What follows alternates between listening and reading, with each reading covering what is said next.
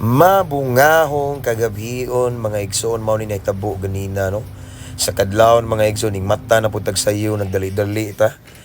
Kay niadto ta sa ato ang pier diri sa tubigon kay moadto na putag Cebu mga igsoon no.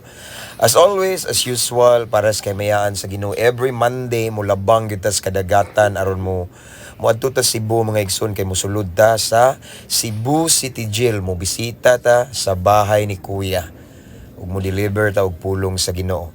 And this time mga igsoon ako ra na usa no, kauban ako ang presensya sa Ginoo.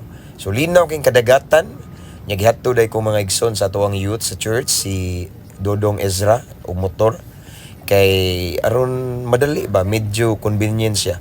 So mauna ni mga igsoon padulong na ta musakay sa barko unya.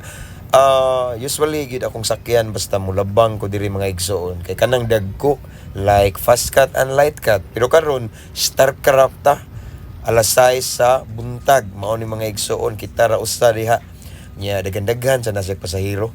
So salamat sa Ginoo sa laing opportunity na pod nga iyang gihatag aron maka-share na pud ta sa iyang balaang pulong ngadto sa mga piniriso no. So niaging mga adlaw igsoon atong Sabado bukid ta no, dito ta sa bukid atong Misyon, init kayo. Actually wala pa jud ko totally naka-recover sa kainit, pero karon ning labang na sad ta no sa Cebu nya syudad na pud ang atong Misyon. So kani mga igsoon kuana ni siya nanani siya sa almost 7 o'clock in the morning ning gawas ng adlaw.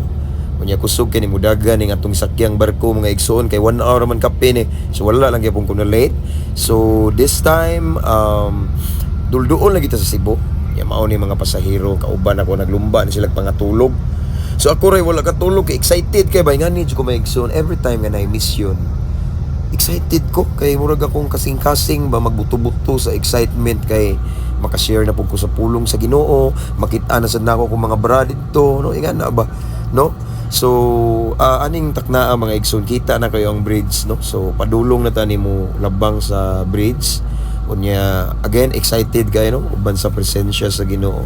So akong ipasalamatan ng Ginoo kay grabe protection sa iyang gihatag nga anointing dihog unya sa iyang pagpakiguban kanako nga bisan ako ra usa but still malipayon ko unya excited kayo kay knowing nga kaning gibuhat nato igsoon para mis kay mayaan sa Ginoo, dili para ma-please ang tao kung dili para maisa ang ngalan sa Ginoo. So aning time ma igsoon aning taknaan aning labang na ta ning suong na ta dito sa bridge unya mao na ni Cebu na gini siya, part na ni siya sa Cebu unya naabot na kita mao ni ang Pertris no nga nindot nga pantalan na to diri sa Cebu.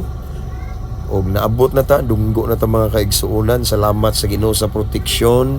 Salamat nga safe and sound ra ta nga naabot diri. Unya mao na ning naog na ko sa barko. Naglakaw ginay-hinay kay sa unahan.